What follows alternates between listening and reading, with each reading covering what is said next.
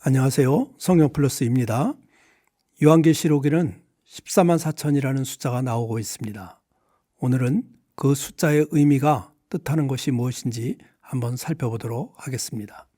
여섯째 인의 환상은 예수님이 재림하실 때 하나님의 최종 심판이 어떠한 것인가를 보여주고 있었습니다. 땅에서는 큰 지진이 일어나고 하늘에서는 해가 검어지고 달은 온통 피같이 변할 것이라고 합니다. 하늘의 별들이 땅에 떨어지고 하늘은 두루마리가 말리는 것 같이 떠나갑니다. 각 산과 섬이 제자리에서 옮겨지게 될 것입니다. 온 땅과 온 우주 만물이 소용돌이 속에서 휘몰아치게 될 것입니다. 그리고 세상의 모든 것들은 다 사라지게 되고 새하늘과 새 땅이 창조될 것을 말씀하고 있습니다. 그때 한 천사의 음성이 들려옵니다. 요한계시록 6장 17절. 그들의 진노의 큰 날이 이르렀으니 누가 능히 서리요 하더라. 하나님의 심판의 날, 그 진노의 날에 누가 능히 하나님의 보좌와 어린 양 앞에 설 수 있을까 하는 것을 질문하고 있습니다. 요한계시록은 하나님의 심판의 날에 두 종류의 사람들이 있음을 보여주고 있습니다. 첫째는 땅의 사람들입니다. 땅의 사람들은 누구일까요? 이 세상이 영원할 것처럼 믿고 이 세상만을 의지하며 살아간 사람들입니다. 하나님의 나라, 영적인 세계를 바라보지 못하고 오직 눈에 보이는 물질 세계만 바라보며 산 사람들입니다. 그들은 하나님의 심판의 날에 모두가 두려움에 떨며 산으로 굴로 바위 틈으로 숨으려 할 것입니다.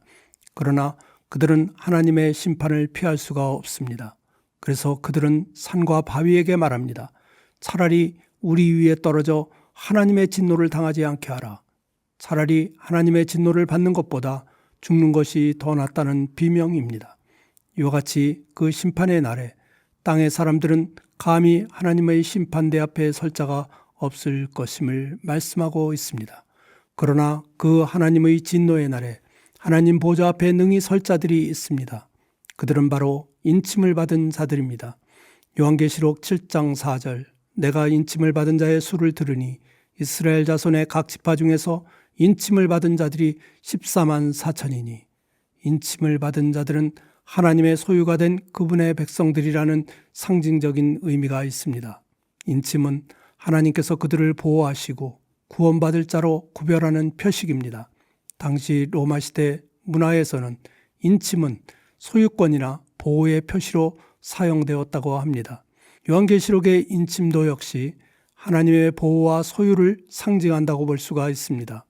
즉 하나님께 속한 자들은 세상의 환난 속에서도 그분의 보호 아래에 있고 최종적으로 구원을 얻게 될 자들이라는 의미가 있습니다.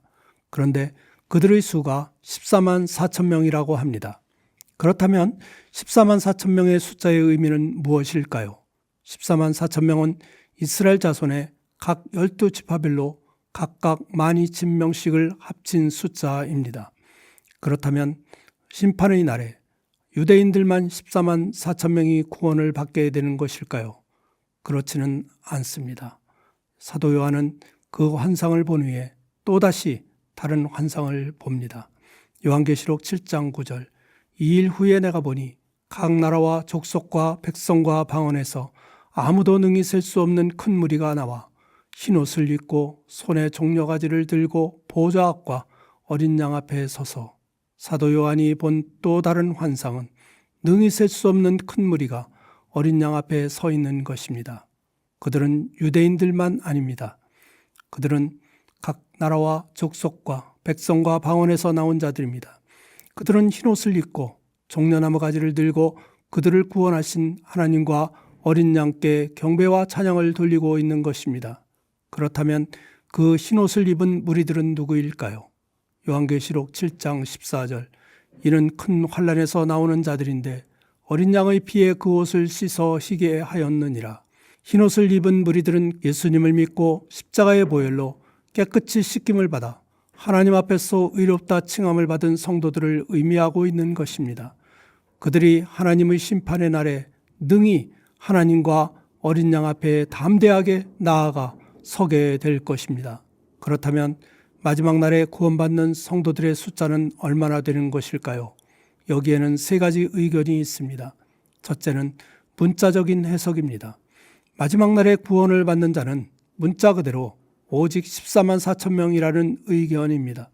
이는 이단들이 주장하는 경우가 많이 있습니다. 그러나 요한계시록에 나오는 14만 4천 명은 유대인의 숫자입니다.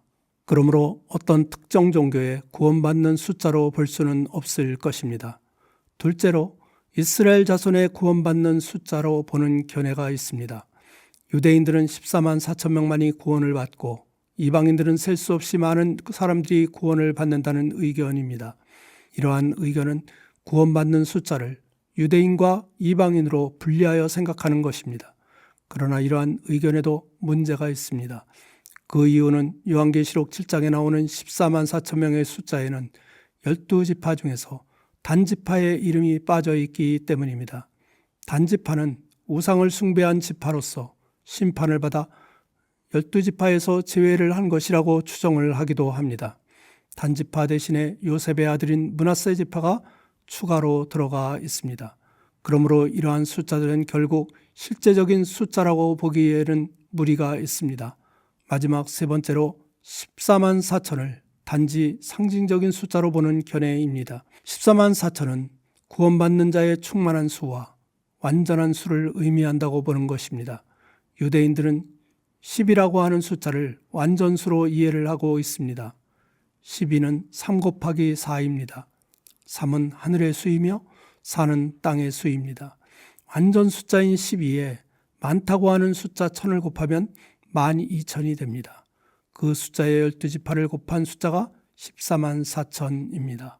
그러므로 14만 4천은 구원받는 자의 충만한 수를 상징한다고 보는 것입니다.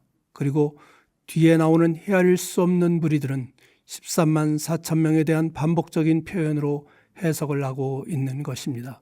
따라서 위 세 가지 의견 중에서 세 번째 견해가 일반적으로 널리 받아들여지고 있는 견해입니다. 예수님은 이 세상의 끝이 있을 것이라고 말씀하십니다. 그리고 그 마지막 날에 주님은 다시 오실 것을 약속하고 있습니다. 그날은 세상 사람들에게 심판의 날, 진노의 날이 될 것입니다. 그렇다면 누가 그날에 능히 하나님의 보좌와 어린 양 앞에 설 수가 있는 것일까요? 세상 사람들은 두려움에 떨며 모두 도망을 하고 숨을 곳을 찾을 것입니다. 그들은 감히 하나님 앞에 얼굴을 내밀지 못할 것입니다. 그러나 그날에 하나님의 보좌와 어린 양 앞에 담대히 나갈 자들이 있습니다. 그들은 바로 하나님의 인침을 받은 자들입니다. 그렇다면 우리들은 어떻게 하나님의 인침을 받을 수가 있는 것일까요? 다시 말하면 우리들은 어떻게 하나님의 백성으로 인정을 받을 수가 있는 것일까요? 사도 바울은 에베소서 1장 13절에서 이렇게 말씀하고 있습니다. 그 안에서 너희도 진리의 말씀, 곧 너희의 구원의 복음을 듣고 그 안에서 또한 믿어 약속의 성령으로 인치심을 받았으니 우리들이 하나님의 인치심을 받는 것은 성령으로 되는 것입니다. 우리들이 예수님을 믿고 진리의 말씀을 듣고 믿을 때 성령님께서 우리들을 하나님의 자녀로 보증하여 주시는 것입니다. 그러므로 성도들은 성령으로 인침을 받은 자들입니다. 성령으로 인침을 받은 자들에게 하나님은 흰옷을 입혀주실 것입니다. 성도들은 종려가지를 들고 보좌 앞과 어린 양 앞에 서서 이렇게 외칠 것입니다. 구원하심이 보좌에 앉으신 우리 하나님과 어린 양에게 있도다 하며 찬양을 할 것입니다. 그때 모든 천사가 보좌 앞에 엎드려 하나님께 경배하며 아멘, 찬송과 영광과 지혜와 감사와 존귀와 권능과 힘이 우리 하나님께 세세토록 있을지어다 아멘 할 것입니다. 그렇다면 성도들이 들어갈 천국의 모습은 어떠한 모습일까요? 요한계시록 7장 15절.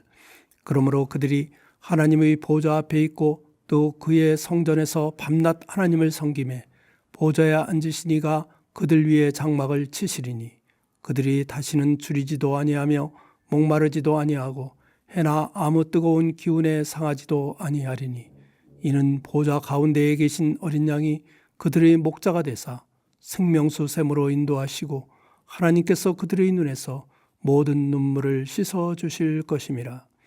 요한계시록 7장은 하나님 나라의 완성을 보여주고 있습니다. 하나님의 최종 심판이 있은 후에 구원받은 성도들이 들어갈 하나님 나라의 모습입니다. 그러므로 우리 모두 이 땅 위에서 어떠한 어려움이 있다 하더라도 믿음을 잃지 마시기 바랍니다. 인내하며 하나님의 말씀에 순종하며 새하늘과 새 땅을 바라보며 끈히 우리의 믿음을 지키고 살아가시기 바랍니다. 그래서 우리 모두가 마지막 날에 하나님의 보좌와 어린 양 앞에 담대히 나아가 서시는 모든 성도님들이 되시기를 간절히 기도합니다. 아멘.